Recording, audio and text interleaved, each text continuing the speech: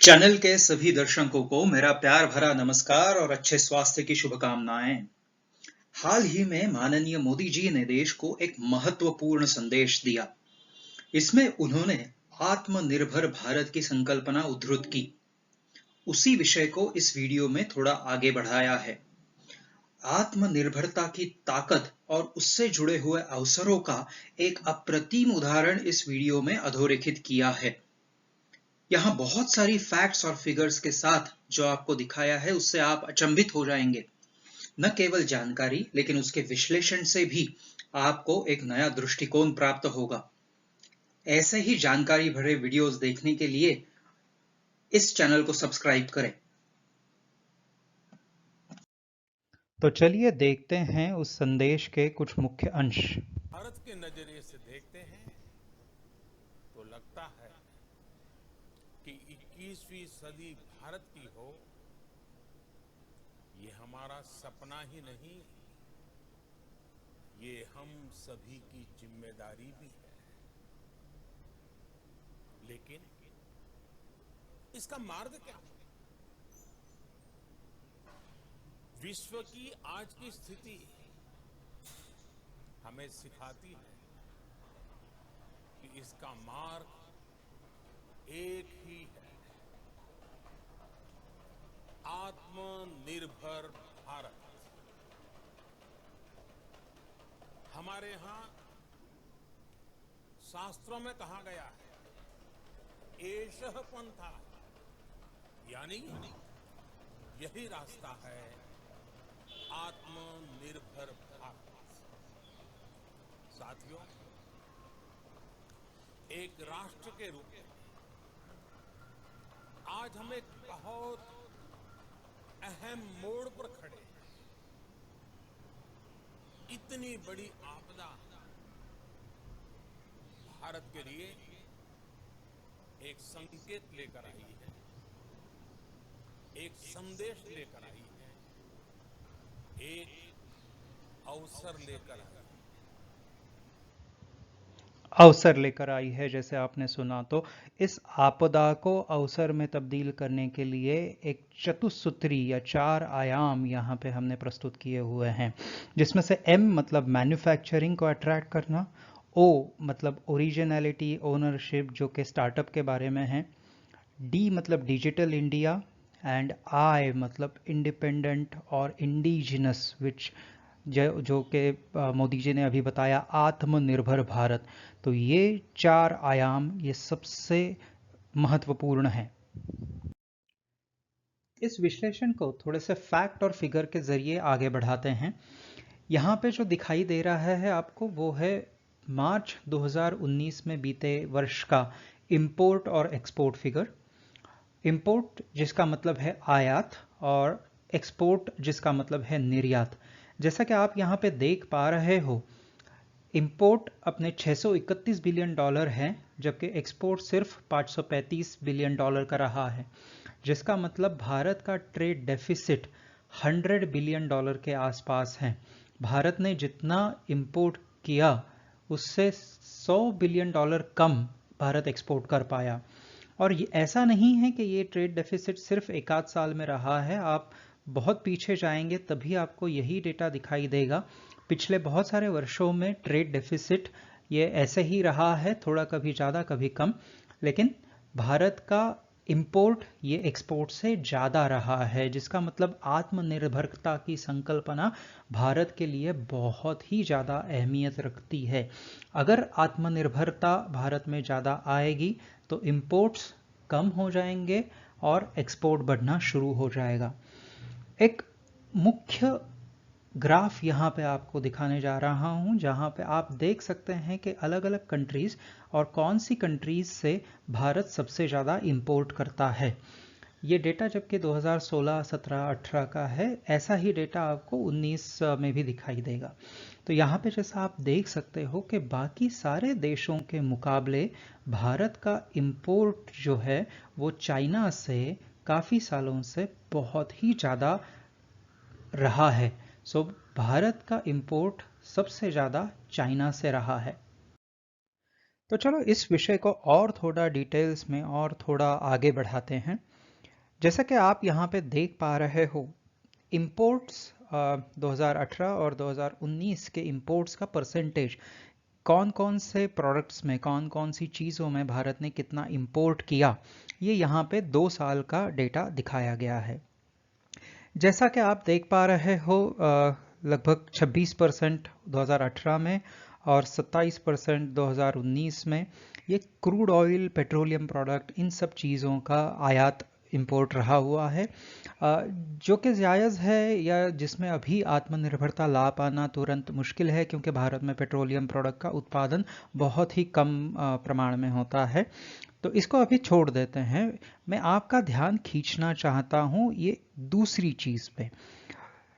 कुल आयात के, टोटल इंपोर्ट के 12% 2018 में और लगभग 11% 2019 में भारत ने किस चीज का आयात किया हुआ है, तो वो है इलेक्ट्रॉनिक्स गुड्स। सो ये चीज अभी देखने लायक है कि इलेक्ट्रॉनिक गुड्स जैसी चीजें हम लगभग 60 या 70 बिलियन डॉलर की आयात करते हैं। अगर हम मार्च की फिगर आपको याद है, तो मार्च में 635 बिलियन डॉलर का आयात था, जिसका 11% मतलब लगभग 70 बिलियन डॉलर का यहाँ पे, और यहाँ पे 60 बिलियन डॉलर का इंपोर्ट सिर्फ इलेक्ट्रॉनिक गुड्स का किया हुआ है। फिर से मैं आपको याद दिलाना चाहता हूं, जैसे हमने 2016-17 का पिछली स्लाइड में देखा, तो इस स्लाइड में भी आप देख सकते हो कि 2018-19 की चीज़ें अलग नहीं हैं। इंपोर्ट हमारा कौन सी देश से सबसे ज़्यादा होता है, फिर से याद दिला दूं, इंपोर्ट हमारा सबसे ज़्यादा होता है चाइना से। और थोड़ा डिटेल में जाएंगे तो कुछ चीज़ें हमें अचंभित कर देंगी। जैसे कि यहाँ पे आप देख पा रहे हो कि हमारा इलेक्ट्रॉनिक्स का ट्रेडिंग, इलेक्ट्रॉनिक का कितना आयात है, इलेक्ट्रॉनिक का कितना निर्यात है, वो अगर देखेंगे तो हमारी इंपोर्ट ये बहुत ही ज़्यादा है और एक्सपोर्ट काफ़ी कम है। इसका मतलब, इसके 2 अंग है। इसका मतलब कि काफ़ी सारा इलेक्ट्रॉनिक प्रोडक्ट, काफ़ी सारी इलेक्ट्रॉनिक्स चीज़ें ये इसी देश में कंज्यूम हो जाती है।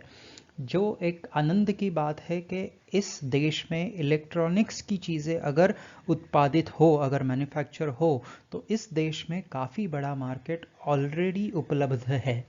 और दूसरी चीज़ देखने लायक ये है कि साल प्रति साल, बहुत सालों से इंडिया का इंपोर्ट बिल, जो जिसका मतलब है हम इंपोर्ट करने के लिए जो पैसा देते हैं, वो लगातार बढ़ते जा रहा है और वो काफ़ी ज़्यादा बड़ी मात्रा में है। तो जितना हमारा इंपोर्ट बिल ज़्यादा, उतने यूएस डॉलर हमें ज़्यादा देने पड़ते हैं, उतना हमारा डेफिसिट बढ़ता है, उतना हमारा रुपए का मूल्यांकन घटता रहता है। तो इसके आगे हम देखेंगे कि कौन सी कंट्रीज़ हमें इलेक्ट्रॉनिक्स की चीज़ें देती है। हमारा आयात जो है वो हम कौन कौन से कंट्रीज से करते हैं, सिर्फ इलेक्ट्रॉनिक्स आइटम का। हम में से जो चाणाक्ष दर्शक है वो अभी तक समझ चुके होंगे कि यहाँ पे कौन सी कंट्री का नाम सबसे पहले आएगा। आगे बढ़ते देखते हैं।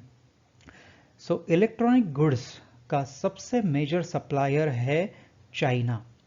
भारत 53% इलेक्ट्रॉनिक्स चीज़ें ये चाइना से आयात करती है।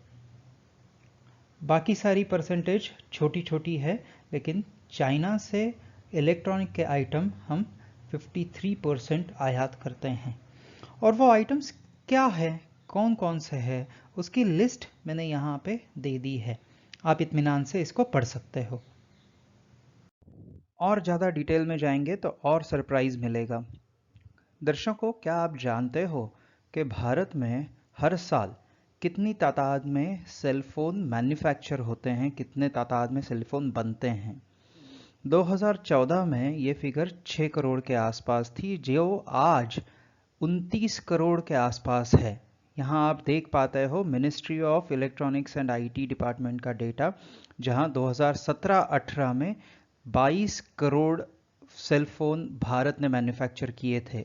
यही डेटा 2018-19 को दिखाएगा, 29 करोड़ सेलफोन मैन्युफैक्चर हुए हैं।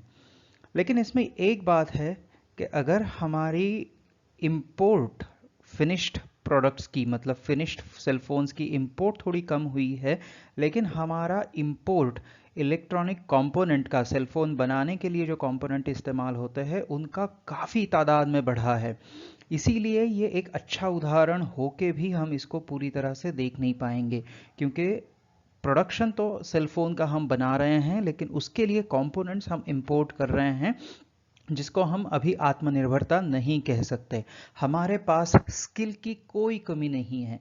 जैसे आपने पिछले स्लाइड में देखा, हमारे पास मार्केट की कमी नहीं है, हमारे पास स्किल की भी कोई कमी नहीं है। ये सारे फैक्ट्स, फिगर्स और विश्लेषण यही निर्देशित करते हैं कि आत्मनिर्भरता की संकल्पना में बहुत ताकत है। क्रूड ऑयल और पेट्रोल को छोड़ के हमारा सबसे ज़्यादा इंपोर्ट होता है इलेक्ट्रॉनिक आइटम्स में। और आपने अभी देखा कि इलेक्ट्रॉनिक आइटम्स में, इलेक्ट्रॉनिक इंडस्ट्री में भारत को आत्मनिर्भर होना ये उतना मुश्किल नहीं है। हमारे पास मार्केट है, रिसोर्सेस है, स्किल्स की कोई कमी नहीं है। ये हमारे लिए एक अच्छा अवसर लेके आई है। सरकार भी इसीलिए बहुत प्रयास कर रही है।